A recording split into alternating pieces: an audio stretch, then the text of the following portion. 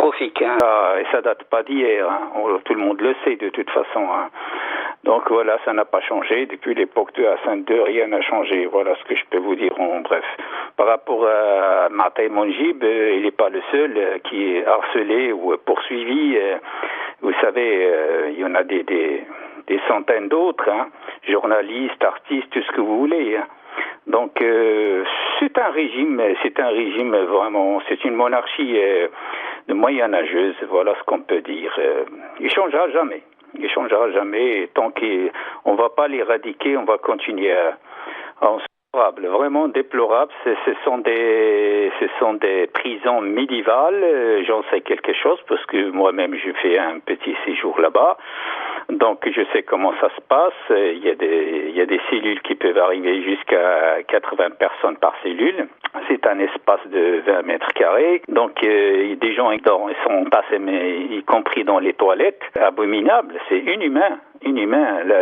Vous dormez carrément par terre, vous donne rien, pas de nourriture, rien du tout.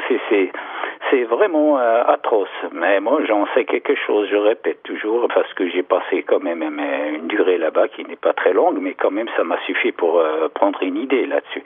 Voilà. Par rapport à ces prisonniers de Rif, c'est encore 3 fois plus grave que ça, parce que c'est vraiment la vengeance, c'est vraiment l'acharnement de ce régime contre ces gens-là, parce que c'est les prisonniers de droit commun. Déjà, ils sont maltraités, mais ceux-là qui sont politiques, bon, on les punit encore beaucoup plus. On a une mafia, on a affaire à une mafia. On a affaire à une mafia qui gouverne le pays par le son et le fer, vous savez très bien. Et sa devise d'ailleurs, c'est salir, diffamer, enfermer. Tazmamart, Hassan II a toujours dit qu'il n'existait pas. Hein. Voilà, et celui-là aussi, il continue de nier que c'est celle de Tamara, puisque Tazmamart a été, je ne sais pas, fermé. Il a été remplacé par une dizaine d'autres. Hein. Pour moi, je l'ai toujours dit, le Maroc est un grand ban à ciel ouvert. Hein. Les prisons, en fait, ce sont en quelque sorte des cellules, mais tout le pays est une prison. Voilà, c'est un gigantesque bagne parce que même quand vous êtes... Il y en a des gens qui font tout pour entrer à la prison, ne serait-ce que pour avoir un toit. C'est les SDF, les criminels et tous les racailles, tout ça. Donc ils savent pas comment vivre dehors. Mais ils demandent au moins, ils disent qu'à l'intérieur ils ont un toit et un bol de lentilles ou je ne sais pas quoi. Voilà, c'est terrible. Oui, vous avez bien fait d'évoquer la tragédie de ces femmes qu'on les appelle les femmes mulets, donc tout le monde a vu sur les chaînes. D'ailleurs, il n'est un secret pour personne. Mais ce roi-là, ce despote, en fait, c'est une comment dirais-je, c'est une catastrophe pour ce pays. Et lui, à côté de ça, on a un pays appauvri. Appauvri, je dis bien appauvri, parce qu'on a toutes les richesses qu'il faut dans le pays, hein, maritime, souterrain, tout ça, mais c'est un roi prédateur qui s'approprie de tout, rien que le nombre des palais, ça dépasse, je ne sais pas, les vingtaines au pays. Bon, à l'extérieur, à l'étranger, c'est la même chose. Vous savez comme il a acheté un palais très récemment au pied de la Tour Eiffel, alors qu'il nous a dit la veille au discours qu'il faut serrer la ceinture, l'État ne peut rien faire pour aider tous ces pauvres gens, et le lendemain il achète un palais, je ne sais pas, 100 millions d'euros, je sais plus. Donc voilà, ça c'est un dictateur qui méprise le peuple marocain. Et ça c'est un mépris sans précédent. Donc le peuple, tout le monde voit, mais moi je dis maintenant là-bas au compte du peuple, c'est le peuple qui doit bouger pour changer les choses. Hein, parce que s'ils se révoltent pas, les Marocains ils ont un problème. C'est un peuple qui a été formaté pendant des décennies, donc par la religion, entre guillemets, par les croyances, c'est un peuple soumis, donc et ils croient que la solution viendra du ciel ou de je ne sais comment. Donc, ils ne veulent pas comprendre que le sacrifice, que la liberté, ça a un prix, c'est celui de le sacrifice. Donc, si on veut vraiment se libérer, il faut passer à l'affrontement, donc à la résistance. Il n'y a pas d'autre chose à faire. C'est un régime, c'est un colonialisme. En fait, ce régime est pire que le colonialisme français. Hein. J'assume ce que je dis, hein, parce que nos ancêtres, nos aïeux, ils nous parlent d'une époque toutes ces choses n'existaient pas. Enfin, c'est pire. Voilà. C'était beaucoup plus clément le colon français ou espagnol par rapport à cette monarchie alaouite. Bon. Ils ont toujours été des traîtres depuis la nuit des temps et ce ne sont même pas des Marocains. Maintenant, il faut savoir ce qu'on doit faire avec ce régime. Voilà, c'est un message que j'adresse au peuple marocain. Il faut vraiment passer à l'action, c'est-à-dire la résistance.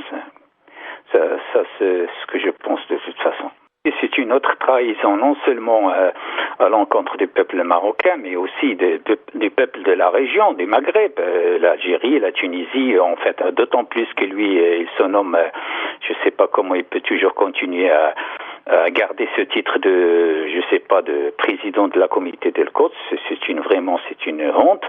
Donc voilà, enfin ça date pas d'aujourd'hui. Ils ont toujours traité avec l'ennemi, avec l'entité sioniste, les Alaouites. Son père, il est derrière la défaite de la guerre de 67. Vous en savez quelque chose certainement. Il a toujours été un collaborateur, un sayanim, comme disait Jacob Cohen. Et il a toujours été un sayanim avec de la Mossad. C'est ça, tout le monde le sait aujourd'hui. Mais ce sont les Israéliennes maintenant qui sont en train de le dénoncer. La presse israélienne sont en train d'étaler tous ces secrets. Hein. Ce n'est plus un secret par personne. Voilà, mais alors, lui, il fait tout. On dirait qu'il nous pousse à se révolter ou c'est le peuple qui ne veut pas comprendre le message. C'est comme ça que j'interprète les choses, moi. Parce que l'humiliation et la pression est arrivée à un tel point qu'on ne peut expliquer que comme ça. Cette monarchie est en train de nous dire et nous inviter à se rebeller. Moi, je peux comprendre que les choses comme ça, c'est fou, mais le peuple, il continue à s'accrocher. Enfin, le peuple, une partie, quoi. Les soumis, là, qui continuent à s'accrocher avec ceux qui ont intérêt à que cette monarchie ne tombe pas parce qu'ils en tirent profit. Vous savez, les courtisans, les corrompus, toute la mafia qui c'est autour.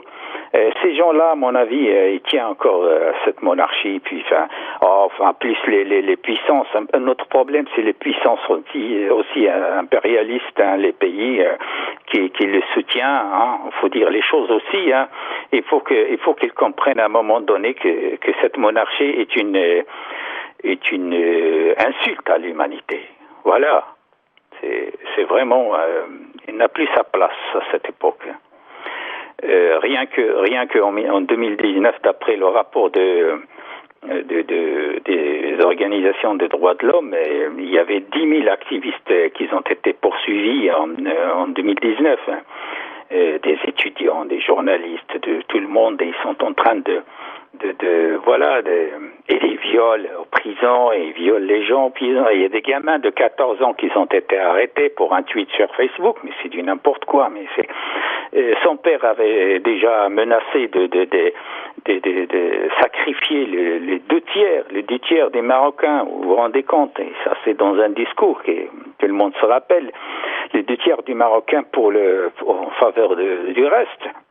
Donc, Kadhafi n'avait pas dit ça. Il y avait toute une armée qui sont allés le tuer, le bombarder son pays.